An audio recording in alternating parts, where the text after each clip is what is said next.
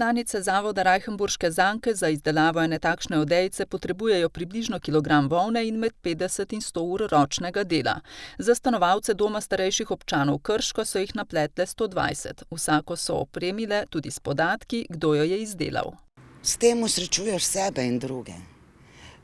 Jaz sem ugotovila tokom te akcije, da to ne pomaga praktično samo ljudem, ki so na invalidskih vozičkih, pač da jih greje, ne? Ampak veliko pomaga tudi ljudem, ki delajo to.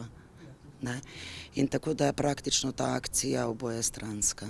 Nekaj odejc so izdelale z lastno volno, večino pa z donacijami posameznikov in organizacij. Delamo iz nove volne, če nam uspe donacijo v denarju dobiti, če pa nam uspe volno dobiti ali pa končke volne, je pa to. Sedež Rajhenburških zank je v Brestanici, prostovoljke, teh je okoli 100, pa prihajajo iz cele države. Vse si pač volno delimo in preko pošte, ne? In dobivam pol dekice nazaj preko pošte. To se pravi, mi, ki tle predstavljamo 100 pletil in kvačkarc v naši skupini. Odejce so izdelale tudi za domove na Impolci, v Brežicah in Sevnici, trenutno pa jih pletejo oziroma kvačkajo za stanovalce doma v Loki pri Zidanem Mostu.